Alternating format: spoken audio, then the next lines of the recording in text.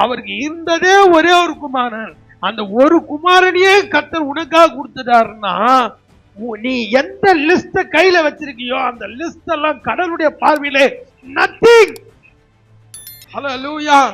உனக்காக சிலுவையை பாருங்க, சிலுவையில தன் குமாரனை கொடுத்தாரு. அந்த கடைசி சொட்டு ரத்தத்தையும் உனக்காக சிந்தினார். அந்த பாடுகள், அந்த வேதனைகள், அந்த கண்ணீர், அந்த இது எல்லாமே உனக்காக எனக்காக கடவுள் வந்து பட்டாரு.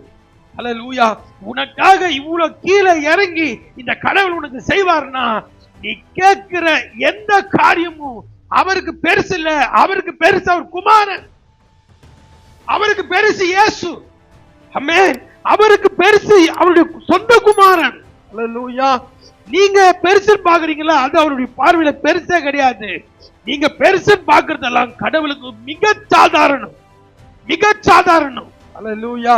நீங்க கேட்கிற சுகம், நீங்க கேட்கிற ஆரோக்கியம், நீங்க கேட்கிற பலன், நீங்க கேட்கிற என்ன கேட்கிறீங்களோ அது எல்லாம் கடவுளுக்கு மிக சாதாரணம். ஹல்லேலூயா. அவர் சொந்த குமாரன் தான் பெருசு.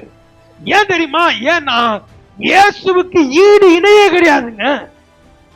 ஹல்லேலூயா.